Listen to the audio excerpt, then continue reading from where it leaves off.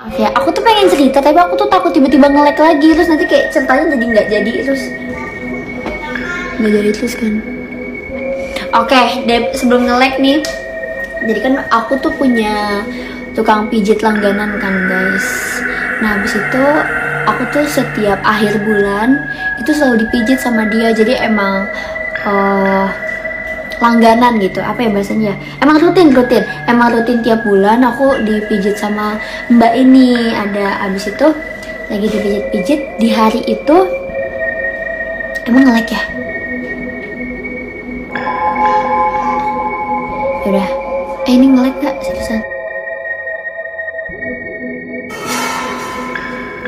nge-lag kan, udah lanjut aja ya. Ini udah gak nge-lag kan, sabar ya, tolong sabar ya.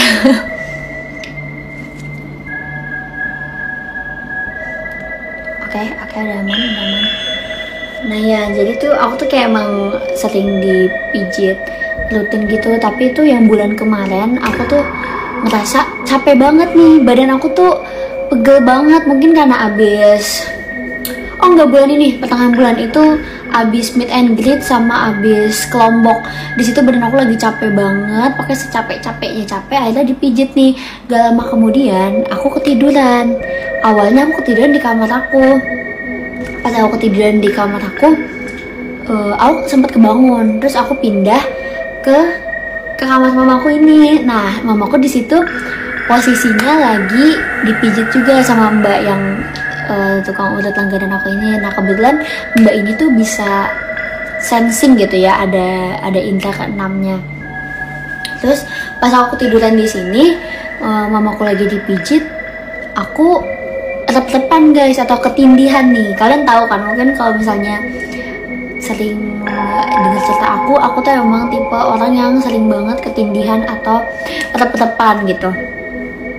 Terus di tetep-tepan itu aku ngebuka mataku, aku bisa ngelihat ada mama aku lagi pijit. Terus tiba-tiba ada suara pintu kamar ini kebuka, set.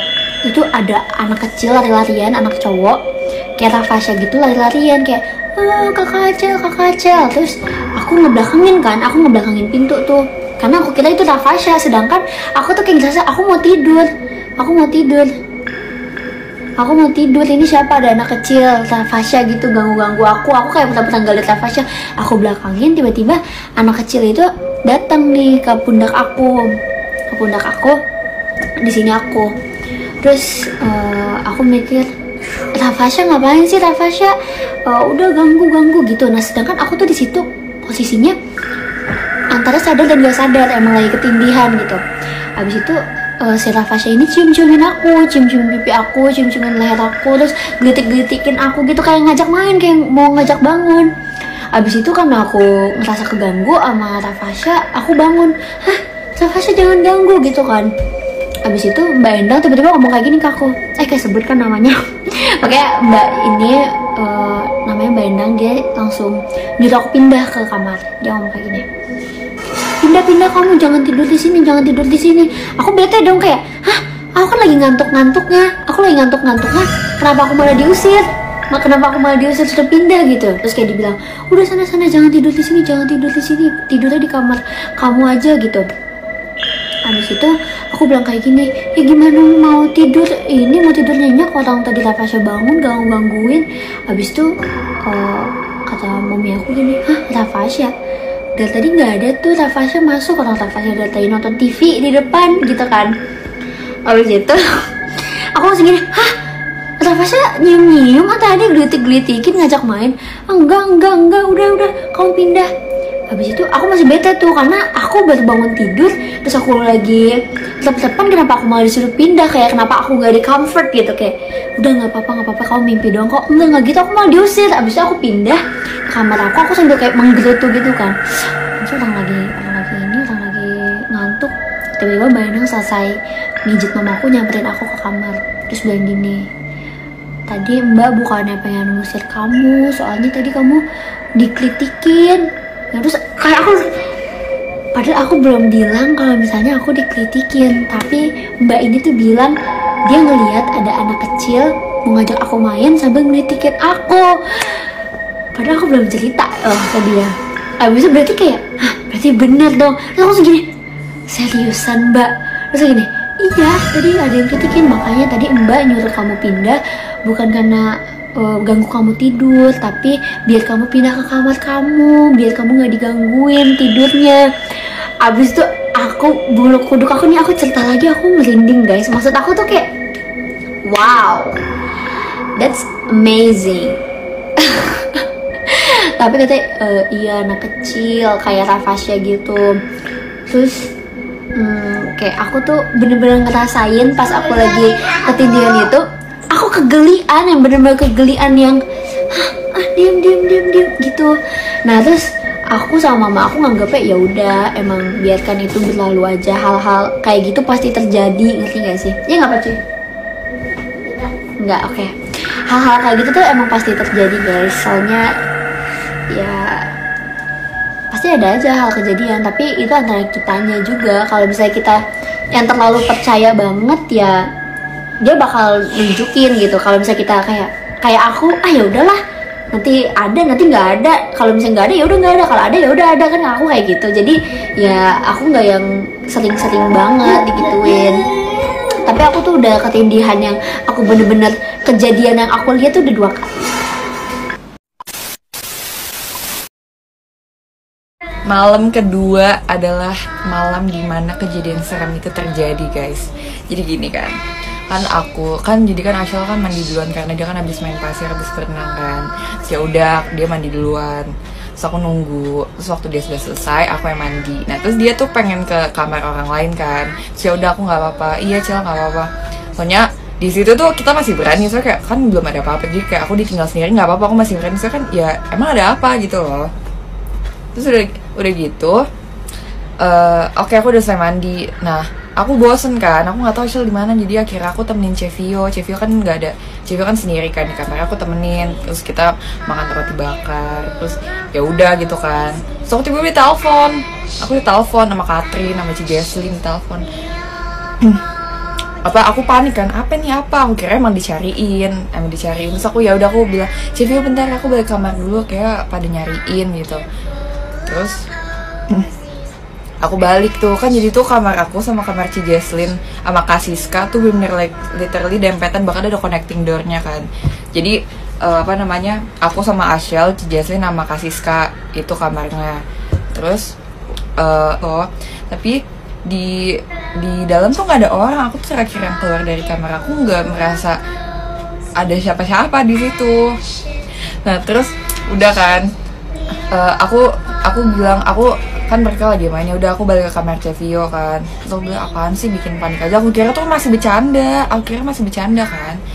Terus akhirnya ya udah aku balik ke kamar Cevio. Terus aku udah capek, aku mau main sama yang lain, jadi aku balik ke kamar aku. Jadi tuh kamar aku tuh kayak rame banget deh pokoknya deh. Jadi tuh di Bali tuh ada kayak ada 3 kubu gitu lah guys. Nggak 3 kubu sih, maksudnya kayak geng-geng, bukan geng juga. Jadi gini, ada ini geng nonton bisnis proposal di kamarnya siapa, di kamar Kalulu. Jadi ada geng nonton bisnis proposal kayak Kalulu, Kak Onil, Ola, Mute, Kade, Kak Eli, Marsha, Kak Indah, itu geng-geng drakor. Nah, habis itu ada Cool People kan. Nah, terus yang sisa-sisanya kayak aku, Ashel, Azizi, Cishani gitu, kayak kita ngumpul di kamarnya Cishani. Terus bukan circle-circlean, maksudnya kayak kita melakukan hal yang sama gitu loh. Kalau Cool People kan lagi pergi tuh. Nah waktu Kasini manggil Kasiska tuh mereka mau pergi. Nah yang geng business proposal mereka nonton di kamar. Nah yang sisanya kita berkumpul, sisanya yang gak ngapa-ngapain. Jadi abis itu belum selesai ceritanya, yang cerita setannya, nggak setan sih. Nah aku tanya ini beneran, aku dari tadi beneran gak keluar loh. Habis itu kan akhirnya aku takut kan, aku lebih takut sama manusia sih daripada sama hantu. Maksudnya kayak kalau manusia kan bisa jahat gitu ya, maksudnya bisa kayak ngambil barang lah, apa-apain. Kalau hantu kan ya udahlah ya. Terus akhirnya aku sama Zi masuk, sampai Azizi sampai halo lagi kan, makin serem ya. Terus Zi bilang halo so, oke, nggak usah kayak gitu lah, nanti dia nyautin aja. Terus akhirnya aku lihat tapi emang nggak ada yang berubah sih, misalnya nggak ada yang diambil, nggak ada yang rusak juga gitu. Tapi aku nggak cek bathtub kan, aku ngerinya wah apa jangan tuh orangnya ngumpet lagi di bathtub kan, lagi gini kan. Tapi ternyata enggak. Terus kayak oh ya udah mungkin itu emang ngefans kali ya sama aku sama Asyal gitu kan, ngegangguinnya kamar kita. Terus ya udah akhirnya aku sama Asyal udah benar-benar nggak berani tidur di sana. Akhirnya kita tidur di kamar Cishani. Soalnya kamar Cishani yang ini nggak paling gede sih, karena Cishani waktu diundi itu dia emang katanya ada satu kamar tuh yang suite gitu loh, yang bertiga terus kayak gede gitu kan, keren banget. bathtubnya lingkaran guys, aku iri banget. Nah itu kan Cishani tidur sama Cisalin sama Adel kan. Terus akhirnya aku sama Asyel nginep di kamar Cishani, jadi kita tidur berlima. Jadi itu kamar hari kedua nggak ada yang tidurin, nggak ada yang tempat. Asyel ada aja gitu kamarnya, cerita horor. Kita kan ke minimarket kan. Nah di kamar Asyel tuh nggak siapa-siapa, tapi Kak Cindy lihat orang. Udah tuh takut dia. Akhirnya Jessie sama Asyel tidur di kamar Cishani. Aku nongkrong lagi di kamar Cishani. Pokoknya aku setiap di hotel nongkrong di kamar Cishani aja. Terus itu baru malamnya balik ke kamar tidur. Pernah ngalamin kejadian mistis nggak pernah? Iya, yang waktu itu yang tadi aku ceritain, kayak tiba-tiba kepanggil, entah itu sugesti apa gimana ya, kayak atau nggak aku ketindihan.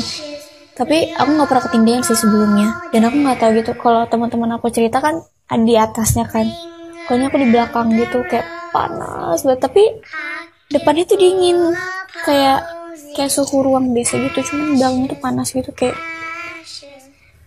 deket-deket korek gitu. Terus pernah apa lagi ya? Aku pernah waktu itu di rumah, kaget, astagfirullahaladzim, kucing, kamu masuk aja. Aku pernah waktu itu di rumah itu kan kayak jendelanya waktu itu kebuka kan, tapi malam. Waktu itu aku lagi main gitu di dekat jendela gitu, terus dari tetangga rumah depan tuh ada yang ngeliatin gitu, matanya merah terus kayak mau otot ke aku gitu. Waktu aku kecil. Terus kenapa lagi ya? Ini aku udah pernah cerita sih yang waktu kalau di rumah aku di Kalimantan. Pernah apa lagi ya waktu itu ya?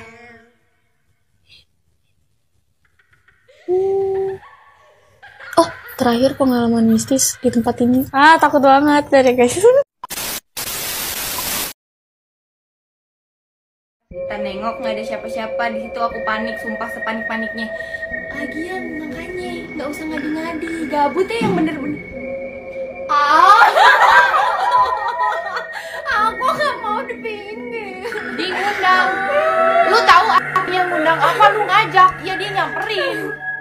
Tadi ada suara sesuatu jatuh. Enggak, pasti ada orang. Situ. Enggak, gue aus. Enggak mau, gue takut. Justru di situ enggak. Udah ketawa semua, ada suara. Ya, lanjut lagi ya.